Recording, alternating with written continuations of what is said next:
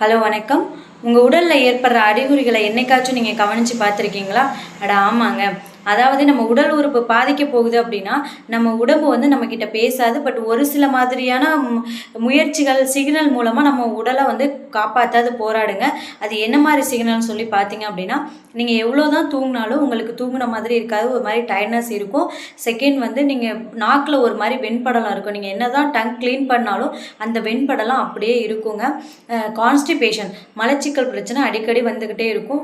நீங்கள் சாப்பிட்ட உடனேயே உங்களுக்கு தூக்கம் வந்துடுங்க. அடுத்து பார்த்தீங்க அப்படின்னா வாயில் ஒரு மாதிரி துர்நாற்றம் இருந்துக்கிட்டே இருக்கும். நீங்கள் ப்ரெஸ் பண்ணாலும் அந்த ஸ்மெல்னஸ் அப்படியே போகாது. ஒரு 5 மினிட்ஸ் நீங்கள் பேசாமல் இருந்துட்டு யாரு கூடயாவது பேசுனீங்க அப்படின்னா அந்த ஸ்மெல்னஸ் வந்து ஓவராக இருக்கும். உங்களுக்கு இருக்கும், அதர் பர்சனுக்கும் அப்படியே இருக்குங்க. அடுத்து வந்து ஃபுட் மேலே ஒரு ஜங்க் ஃபுட் மேலே ஒரு மாதிரி உங்களுக்கு கிரேவிங்ஸ் ஆகும். அப்போ தான் வயிறு முட்டை சாப்பிட்ருப்பீங்க. சாப்பிட்ட அடுத்த நிமிஷமே உங்களுக்கு என்ன ஆகும், ஏதாவது ஒரு ஃபுட்டு எடுத்துக்கலாம், அந்த மாதிரி உங்களுக்கு ஒரு மாதிரி கிரேவிங்ஸாக இருக்குங்க. இந்த மாதிரி சிம்டம்ஸ் இருந்துச்சு அப்படின்னா நம்ம உடல் பாதிப்பில் இருந்து நம்மளை காப்பாற்றிக்க நமக்கு உடல் கொடுக்குற ஒரு சிக்னல்னு வச்சுக்கலாங்க.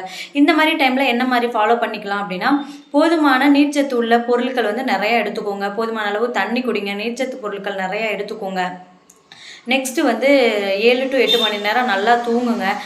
டெய்லி ரொட்டீனாக வாக்கிங் எக்ஸசைஸ் பண்ணுங்கள். இந்த மாதிரி நீங்கள் ஃபாலோ பண்ணும் பொழுது கண்டிப்பாக உங்களுக்கு உடலில் அந்த ஏற்படுற அறிகுறிகள் சேஞ்ச் ஆகும். ஏன் அப்படின்னா உடல் வந்து ஒரே நாளில் பாதிக்காதுங்க. நம்ம வாழ்க்கை முறை மாறும் பொழுது கொஞ்சம் கொஞ்சமாக தான் அந்த பாதிப்பு நம்மளுக்கு ஏற்படும். நீங்கள் இந்த மாதிரி ஃபாலோ பண்ணும்போது கண்டிப்பாக உங்களுக்கு அந்த அறிகுறிகள் மாறும். அப்படி மாறலை, ஹெவியாக ஆணுச்சு அப்படின்னா கண்டிப்பாக நீங்கள் டாக்டரை கன்சல்ட் பண்ணி பார்க்கணுங்க.